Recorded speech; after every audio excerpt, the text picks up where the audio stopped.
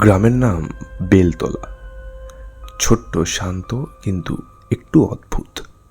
কারণ এখানে প্রতি রাত্রে গ্রামের এক প্রান্তে দেখা যেত এক বৃদ্ধ ডাক পিয়নকে। হাতে ঝোলানো ব্যাগ, মাথায় টুপি, আর হাতে একটা পুরনো টর্চ লাইট। গ্রামের লোকেরা বলতো ওই বুড়োটা পাগল, প্রতিদিন এক বাড়িতেই চিঠি দিতে চায়, যেটা 10 বছর আগে পুড়ে ছাই হয়ে গিয়েছিল যে ঘরটি। ডাক পিয়নটির নাম রঘু দত্ত। 40 বছর ডাক বিভাগে কাজ করে এখন অবসর নিয়েছে। কিন্তু গ্রামের মানুষ জানে রঘুর ছেলে আর বউ আগুনে পুড়ে মারা গিয়েছিল সেই বাড়িতেই। তারপর থেকেই রঘু প্রতিদিন রাত 11টার সময় একটা চিঠি নিয়ে সেখানে যায়। গ্রামের এক কিশোর অমিত রঘুর গল্পে খুব আগ্রহী ছিল। সে ভাবল, এই বুড়ো আসলে কার কাছে চিঠি দিতে যায় সেটা আমাকে দেখতেই হবে। একদিন রাত্রে অমিত চুপি চুপি রঘুর পেছনে হাঁটতে লাগলো। রঘুর হাতে টর্চ, আলো কাঁপছে। পথে ঝিঝি পোকা আর বাতাসের শব্দ ছাড়া আর কিচ্ছু নেই। শেষে পৌঁছালো গ্রামের শেষ প্রান্তে, পুরনো পোড়া বাড়ি। বাড়িটা এখনো কালো ধোঁয়ার দাগে ঢাকা। রঘু ধীরে ধীরে দরজা ঠেলে ভেতরে ঢুকলো।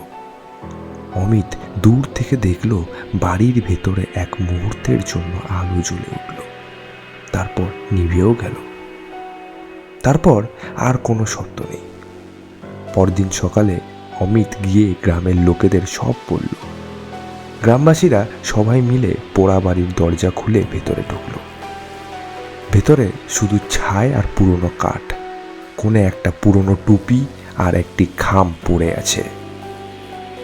খামের ওপর লেখা, আমার প্রিয় মানুষই ও রাজুর জন্য। খাম খুলে দেখা গেল ভিতরে শুধু একটাই লাইন, তোমার চিঠি পেয়েছি, এখন আমি আসছি।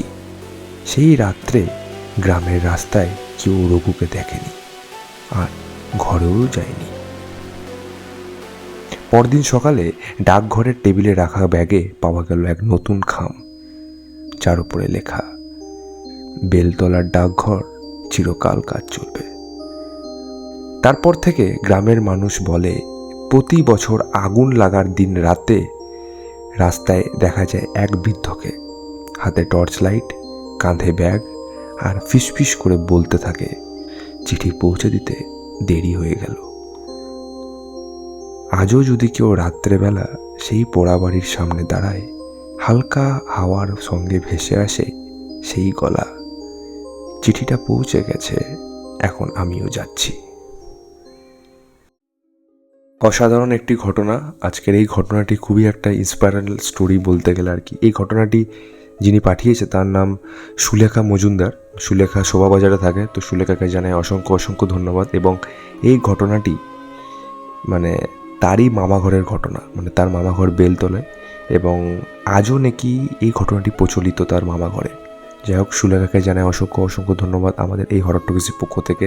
দেখো, আমরা ছোটোবেলায় শুনেছি যে কারুর কাজ যদি অসম্পূর্ণ রয়ে যায় এবং সেই কাজটা করার জন্য তার যদি আক্ষেপ ছিল যে এই কাজটা আমি করতে পারলাম না, তো কি হবে, এবং এই কাজটা করার আগেই যদি তার মানে যদি তিনি মারা যান, তাহলে তার আত্মা কিন্তু শান্তি পায় না যতদিন না এই কাজটা হচ্ছে। তো ঠিক তেমনি এই ঘটনায় আমরা বুঝতে পারলাম যে রঘুদা মানে যার ছেলে বউ মারা গিয়েছিল আগুনে পুড়ে, তাদেরই নিশ্চয়ই কোনো খাম ওই বাড়িতে রয়ে গিয়েছিল। আমাকে এই ঘটনাটি সুলেখা পাঠিয়েছে অনেক দিনই, তো খোলা হয়নি। সো আজকে খুলে এবং খুব ভালো লাগলো ঘটনাটি, তাই আর কি শেয়ার করে আমাদের হরর টকিজে। তো আশা করি হরর টকিজের প্রত্যেকটা শ্রোতাদের খুব ভালো লেগেছে এই ঘটনাটি। ভালো লাগলে please like, share and subscribe করতে বলো না, কারণ হরর টকিজ কিন্তু 500 সাবস্ক্রাইবার কিন্তু অনেক সামনে। তো দেখা হচ্ছে পরের রবিবার ঠিক রাত 11টায়। শুনতে ভুলো না হরর টকিজ। Thank you.